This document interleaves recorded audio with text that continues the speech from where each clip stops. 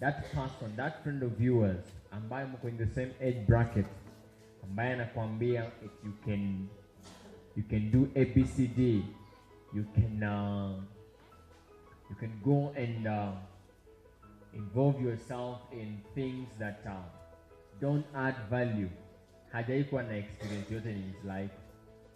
For me, I'll come here and I'll share with you my experiences. I was lucky that I had a very strict mother, okay? Very strict, and I thank God. How many have strict mothers?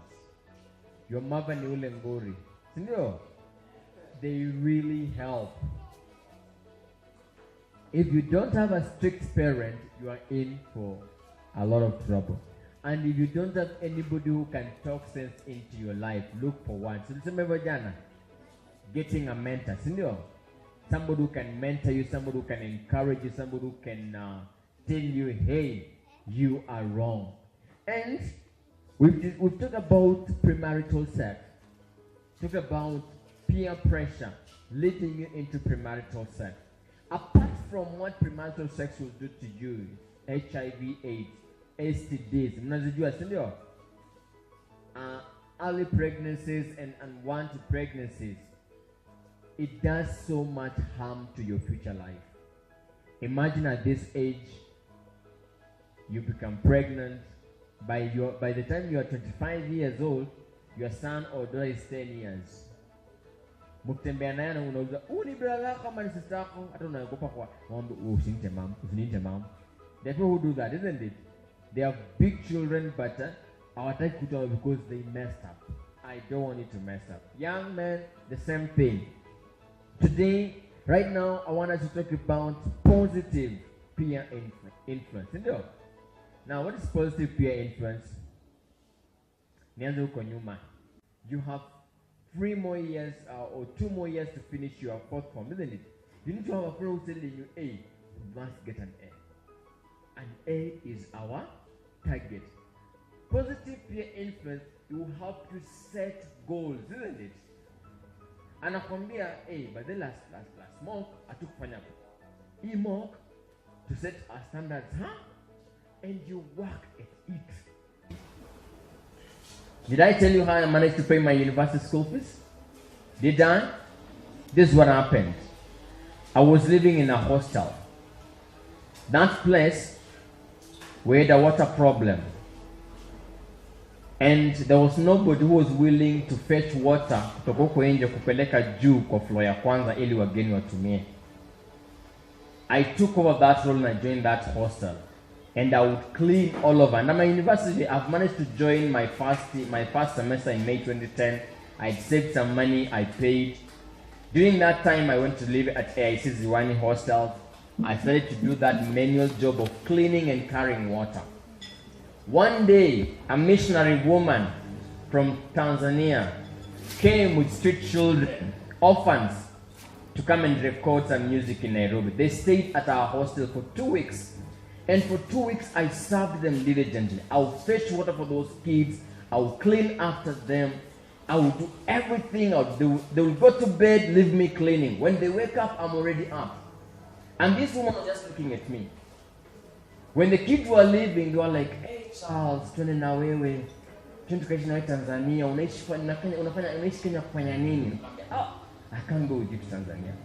And the lady told me, Charles, you work so well with these kids. Kindly come to Tanzania and help us. I went for a month in Tanzania. Volunteered in that children's home for a whole month. Worked with them. We had a group of missionaries from the United States who were there. I was not telling anybody I have a problem with university fee. I had stayed out of campus for 1.5 years. And when they were finally leaving, the Americans, one of them, it's called Captain Rhodes, a police officer, gave me his card, told me, Charles, do you believe one day you'll come to the US? I told him, yes. I said, yes, I'll come. He took out his card and gave it to me. He told me, when you come, look for me.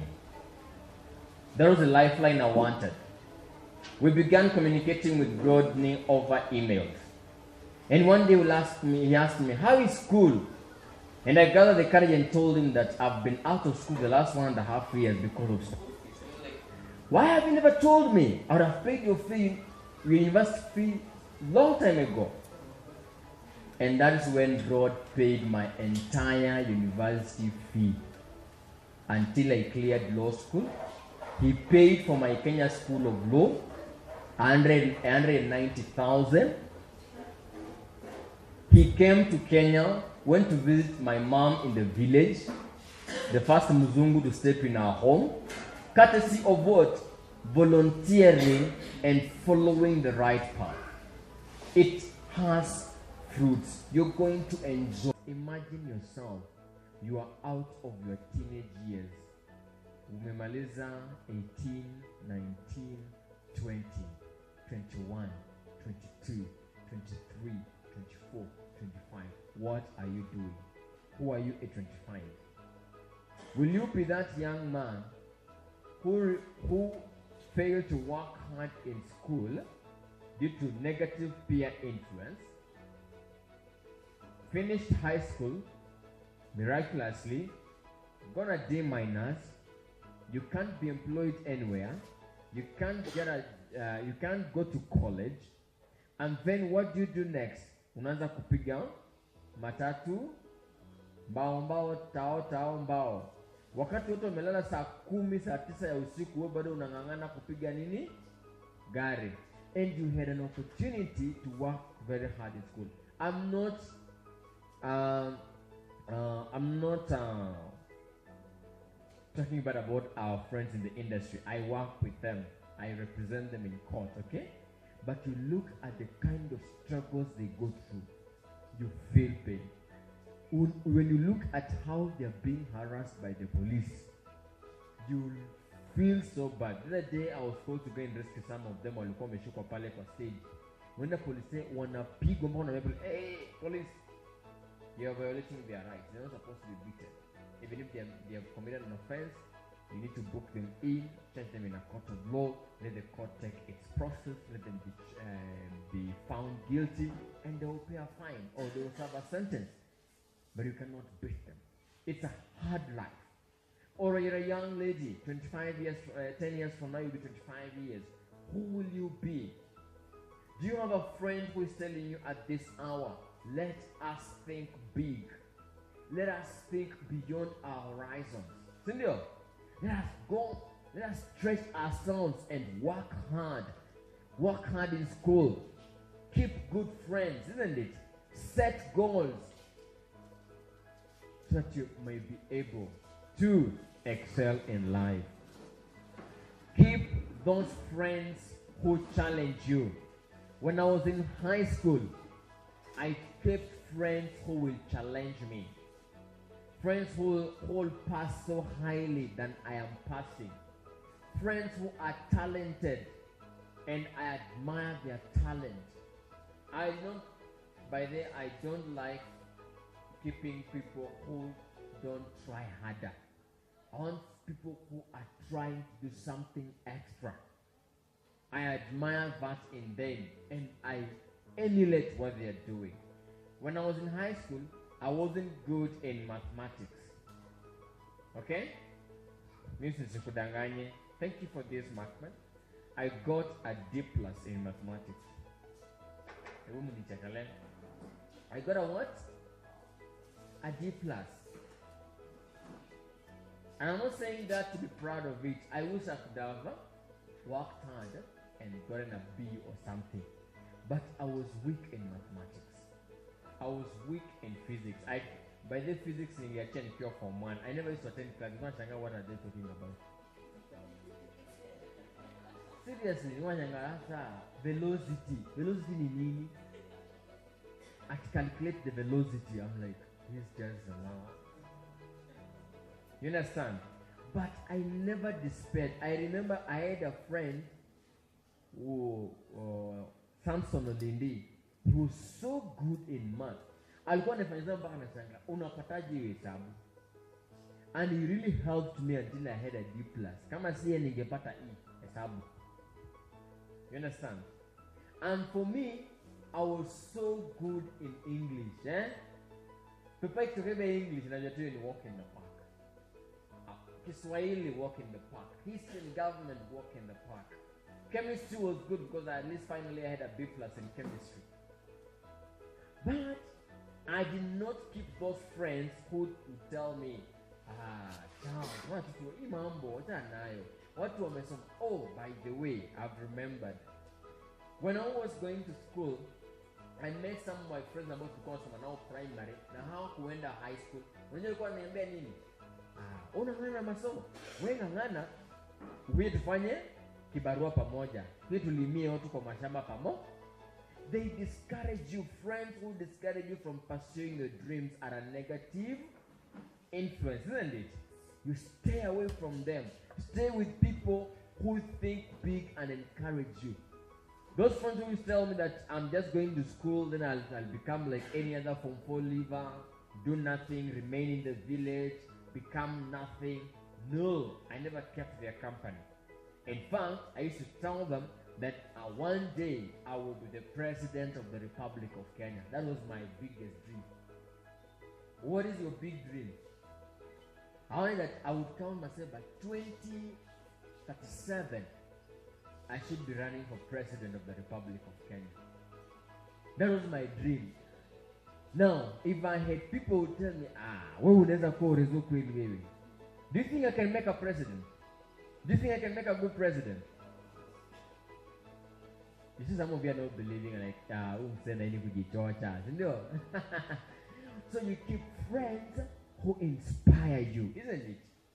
Friends who show you the right. Remember, hey, twende, kuna sessions na happen pale Uzimatele, hebu tunisikize wao wanasema nini.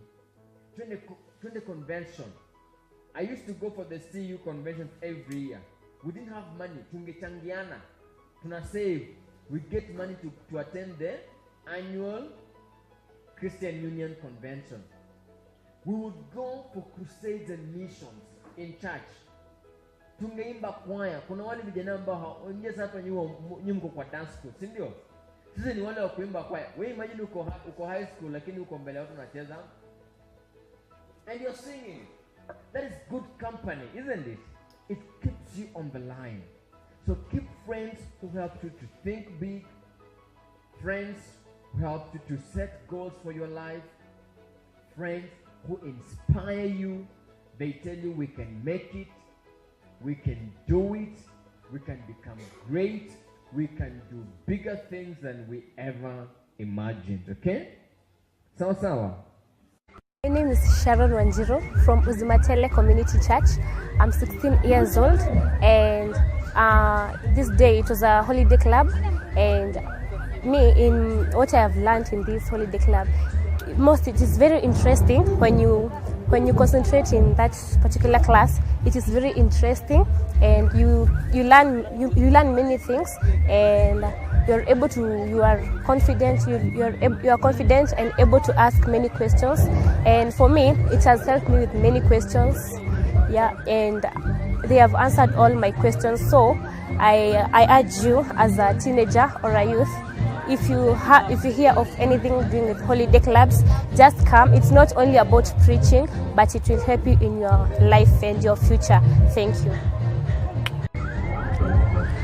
My name is Dickens. I am from SEK. I am a member of the scholarship program. The program started on Thursday, and ever since it has been good and very educative. And I have learned so many things, and so far so good. It has been good, and I have met some new friends from different places.